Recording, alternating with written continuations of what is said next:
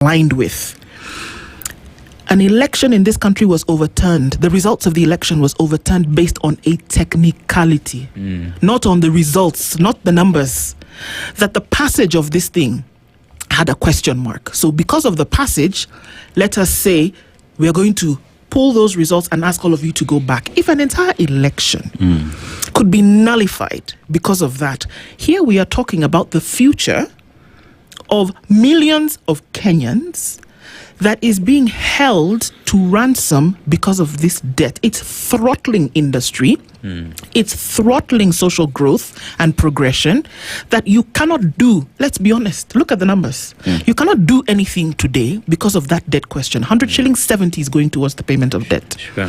And we are saying that all of these things, overheads, recurrent expenditure, and the future development must be handled by the remaining 30 shillings. It is impossible. Right. It's not, maybe it can't work. It is impossible. It is not going to happen. But the answer is right there. It's like the person whose handcuffs has been removed but doesn't want to move. You know what to do, you don't do it, but then we can sit and complain. But rather than deal with the issue, we go to the World Bank and say, give us more. Give us some more money. Yeah. Very, very valid. Very valid. Let me tell you, I have dealt with finance even when I was from the time I was in Parliament. I was the chair in Senate Finance. I was also the shadow finance minister. But let me tell you one thing: whenever there is a debate in the House on matters finance, you have the lowest quorum in our Parliament. Yeah. The lowest. If you get 2-3 people sitting there, you are lucky. Nobody has appetite for matters, numbers, and finance. This is one thing that you'll always see. That tomorrow you can watch if there's proceedings are in the House. When there are other political issues, always juicy and everyone wants to be there. But numbers, budget issues, and those things, and nobody will be very keen. So this is why the agitation by Kenyans in the last 2-3 years on really these issues of budget and taxes and so forth is putting a lot of pressure on members of parliament to take a more keen interest. So that I think now when budgets come, it's not after what happened in 2024. I think when budgets come now, people will be a bit cautious on what they're going to say yes or. But even then, the only number that they've been worried about is, are there increases in tax? Is the bread and milk? No, then they're not worried. But that is not where the issue is. The issue is you have got 3 to 4 trillion shillings expenditure by a government, which is in those documents, bulky documents really, which requires you to take a pen and pencil and really try and understand what's going on. What are those things and why are they being spent, and can we not remove it? And so those are the things which I agree requires more time to be debated and more time to be discussed, for example, in the committees and even in the House. But because of that lack of appetite for matters and numbers, let me tell you, there's some quite often.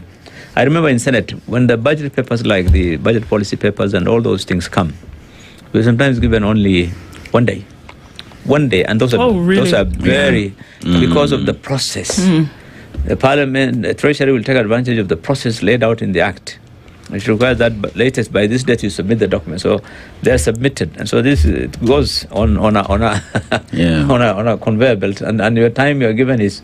Sometimes you had a day just to go through and submit our comments, but by the time you're submitting our Senate, the National Assembly is about to conclude, and Treasury. So these things are done sometimes I agree, deliberately. But I think the law is very clear. Everything to do with our budget today under the new constitution is the responsibility of Parliament.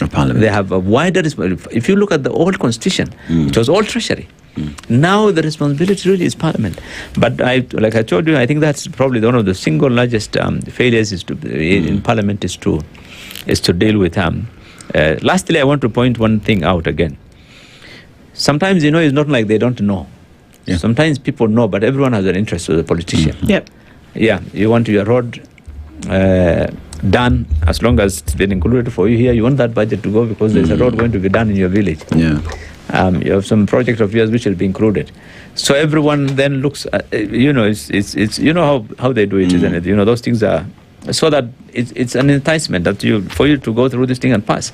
Most of the members of Parliament nowadays, they look at CDF. How much is it? Has it been increased? Yes. Others look at, so I think this thing about the interest by politicians when they're discussing these things of budget.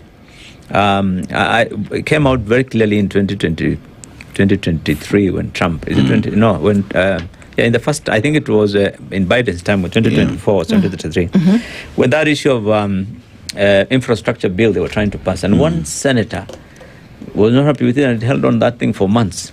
Eventually, I think when his concern was addressed, then he said, I'm going to vote. And that's how that bill went through. So for members of parliament, sometimes that interest, the local interest, what is in it for him,